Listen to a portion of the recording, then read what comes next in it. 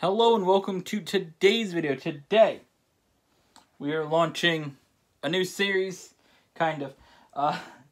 This is called Gluten-Free Bread Bowl.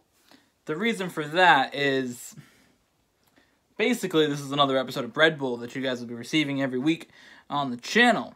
But, it's a Friday episode, and I figured instead of restructuring how Bread Bowl works, we launch a new series doing the same exact thing with a different name on a Friday. So basically, this third episode is a Bread Bowl a week. Thanks, camera, for moving. But yeah, there's 3 episodes of Bread Bowl each week. And yeah, so we're launching with Gluten-Free Bread Bowl, which I don't know why. I don't know. I was just sitting and I'm like, let's do a Friday series called Gluten-Free Bread Bowl. So that's what we're doing. So yeah, we just talk about things. Oh, I know one thing. I didn't turn the light on in my room. Haha. So today on Gluten-Free Bread Bowl, I figure, why don't we talk about other things that are free of things? And that is me trying to go as much dairy-free as possible. So basically what happened was, if everybody doesn't remember, back in October and November and December and part of January, I felt like pretty bad. I had a lot of things in my chest, hurt a lot, had a lot of phlegm and stuff like that, and I wasn't really sure what it was from. And I knew that I had a couple different things that would really like kick in if I had just, I don't know, done something simple, that I would just, like, you know, my nose would be stuffed up, and I feel like that's from allergies and stuff like that. I know that's a thing that I have. It's just some regular allergies, just to things that exist. I know that that's the thing. My dad has the same thing, just sometimes your nose is stuffed up, your head, you got all the sinus stuff. But I knew this was different, and it just really, really hurt. For a while, even my stomach would hurt, and I really figured that was from, I didn't really know what it was from. I went to the doctors and just said, take this medicine because I thought it was, I don't know, a bunch of different stuff. But it really wasn't going away. So I went to the doctor 3 times. I had a walk-in place and they were useless. So they said, go to your regular doctor. So I did, and my regular doctor's useless. They all just had the same thing. But nothing was helping. So my parents thought, what about, like, things that I was eating? And I agreed to, or agreed with a lot of stuff they were saying about things I was eating, because my mom looked up a lot of stuff about, like, things with dairy, things like that. So, that was a thing that I would eat all the time. For a while there, I was eating eggs, okay, which isn't a dairy product, but I had eggs with guacamole, sour cream, and cheese.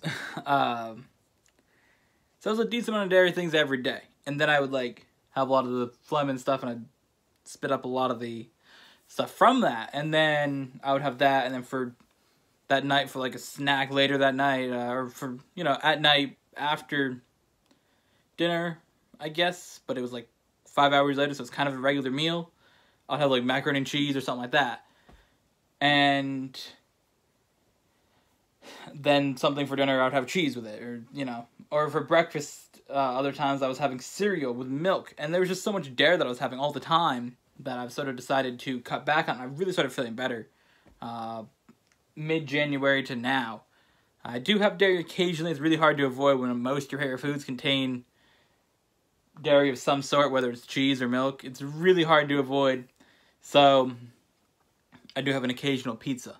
But for the most part, I've had a lot of different things. I still have cereal every morning, or I've started to have cereal every morning again, but with almond milk, so it's not actual dairy. Then a lot of the pizzas that I have are dairy-free or something like that. So I can have a little bit of dairy, but once I have a lot, it does, I feel bad for like a day or 2 after. So, it depends. The other day I had 3 pieces of pizza and I felt fine. But yeah, for the most part, it's really just avoiding a lot of that stuff with dairy. I know that I have, there's like dairy-free cheese that I have. So that's pretty cool. Yeah, so it's just stuff like that. I know after the Super Bowl, besides how I felt about the result of the game, I didn't feel good because of the food that I had. I had a lot of guacamole and sour cream, because guacamole has sour cream in it. But I had a decent amount of that and cheese. So I didn't really feel the best that day after the game that night. That day after the game that night, good job. But that day, a little bit the day after, but for the most part, just trying to avoid the dairy products as best I can, and it has helped me feel better for the most part. I really haven't felt that bad. So that's something I've done, and it's been good. Now, of course, it is hard to avoid some of your favorite food, but you do the best you can. I went to Panera the other day, and I had mac and cheese, and I actually felt fine. But I just had the bowl of it, and that was like all the cheese I had for the whole day. Lots of times when I order food from places, I'll try to not have cheese on if I get a sub. It's always hard for me talking about sandwiches like that for a reason. Basically, for anybody who doesn't know, in America, subs have like 5 different names. But it's like subs or things like that. That's typically the most common name.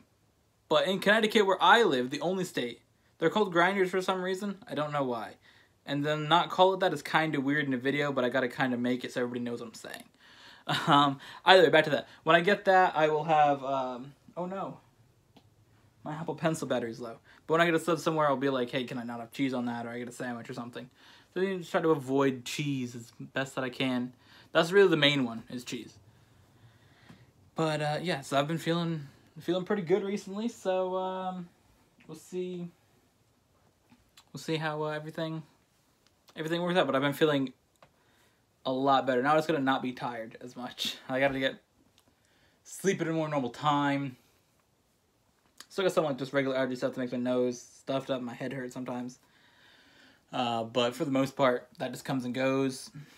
And then my neck hurts from the way I sleep, because I just lay down on a pile of pillows and it's bad. But besides those things that have been an issue in the past couple months, the main issue of my chest and my stomach hurting a lot has mostly gone away. So that's exciting. So thank you guys for watching the first episode of Gluten-Free Bread Bowl. We only have, real quick to talk about this subject, because in the beginning, Gluten-Free Bread Bowl is a Friday episode. So there's only 3 episodes left, including this one. So there's 2 after this, until we go to season 2. The reason for that is I introduced it so late into Bread Bowl. I didn't really want to extend the season. I want them to end at the same time. So, since Bread Bowl is a Saturday and Sunday series, there's 16 episodes. Gluten-Free Bread Bowl will have 3 this season. And the next season, it goes every single week. Which we will talk about the second season in Bread Bowl on Saturday. So we'll see you guys tomorrow for Bread Bowl episode number 11. We're talking about YouTube and how much of a meme YouTube has become in 2019. So we'll see you guys tomorrow.